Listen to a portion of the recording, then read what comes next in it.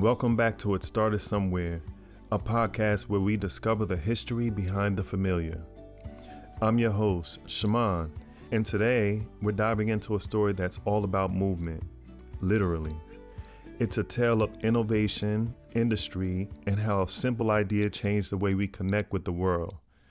That's right. Today we're talking about trains.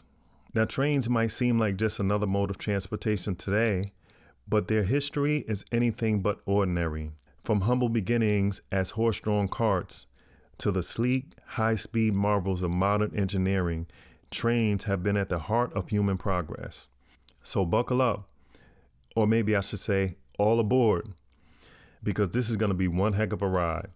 Let's start at the very beginning, long before steam engines or bullet trains, when people were still figuring out how to move heavy loads efficiently. The earliest ancestors of trains were something called wagonways. Picture this, wooden rails laid down to guide cars pulled by horses or even humans. These tracks reduced friction and made it easier to transport goods like coal or stone. The first known wagonways date back as far as 2200 BCE in Babylon. But it wasn't until medieval Europe that they started taking shape in a way we'd recognize today. By the 1500s in Germany and England, wooden rails became more common for mining operations. And then came a game changer, iron rails.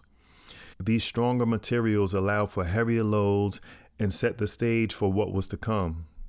Fast forward to the late 18th century, the Industrial Revolution was in full swing, and inventors were tinkering with ways to harness steam power for transportation. Enter Richard Trevithick, a British mining engineer who built the first full-scale working steam locomotive in 1804. His invention ran on iron rails in Wales and could haul loads that no horse could imagine. But Trevithick's locomotive was just the beginning. In 1825, another British engineer named George Stephenson made history with his locomotive, Locomotion No. 1. It ran on the Stockton and Darlington Railway in England, the world's first public railway, and could carry passengers as well as freight. Stephenson didn't stop there. He later designed the rocket, becoming a symbol of steam-powered success. Imagine this. Before trains, traveling long distances took weeks or even months by horse-drawn carriage or boat. With steam locomotives, those same journeys could be completed in days. It was revolutionary, not just for travel, but for trade and industry too.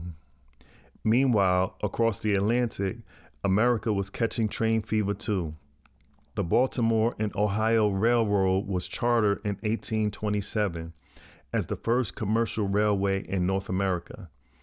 By 1830, regular passenger service had begun with a locomotive charmingly named the Best Friend of Charleston. But perhaps the most iconic moment in American railroad history came in 1869 with the completion of the Transcontinental Railroad. Picture this, two railroads, the Union Pacific and Central Pacific, meeting at Promontory Summit in Utah.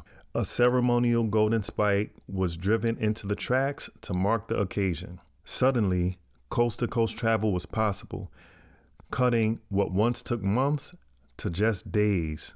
This wasn't just about convenience, it was about connection. Railroads helped unify a sprawling nation, making it easier to move people, goods, and ideas from one end of the country to the other. By the early 20th century, steam locomotives had reached their peak. But technology never stands still for long. In 1913, Sweden introduced diesel-powered locomotives, followed by their debut in the United States in 1939. Diesel engines were more efficient and required less maintenance than their steam-powered predecessors. Around the same time, electric trains started making waves too, especially in urban areas where rapid transit systems like subways were becoming essential for moving large numbers of people quickly. Cities like New York and London built extensive underground networks powered by electricity. These innovations marked a turning point for railroads worldwide. Steam engines began to fade into history as diesel and electric locomotives took over.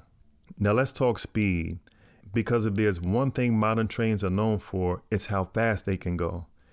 In 1964, Japan introduced the world to its first high-speed train, the Shinkansen, or, as most people know it, the bullet train.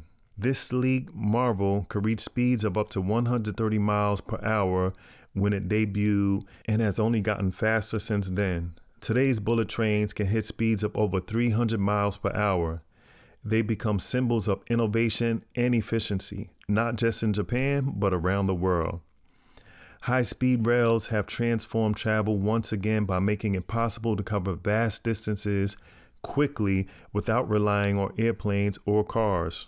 So where do trains stand today? Well, they're still an essential part of our lives, though their role has evolved over time. Freight trains are crucial for moving goods across continents efficiently.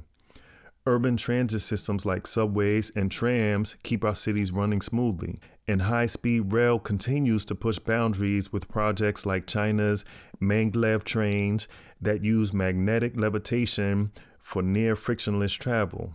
Trains have also become greener over time. Modern locomotives are designed to be more fuel efficient and environmentally friendly than ever before. All right, let's take a step back for a moment. Why do trains matter so much? Sure, they're practical, they move people and goods quickly and efficiently, but they're also symbolic. Trains represent progress. They remind us of what's possible when we dream big and work together to solve problems.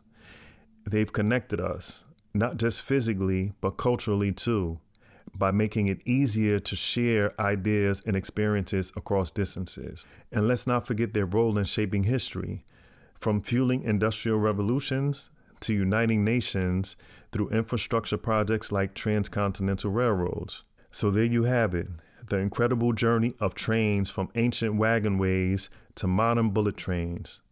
It's amazing to think how far we've come and how much further we might go as technology continues to evolve. Next time you hear the familiar whistle or feel the rumble of a train passing by, take a moment to appreciate its story, a story that started somewhere long ago, but continues to shape our world today. Thanks for tuning in to It Started Somewhere. If you enjoyed this episode, don't forget to subscribe and share it with your fellow history buffs. Until next time, I'm Shaimond, reminding you that every great journey starts with a single step, or maybe a single track. I'll catch you on the next episode.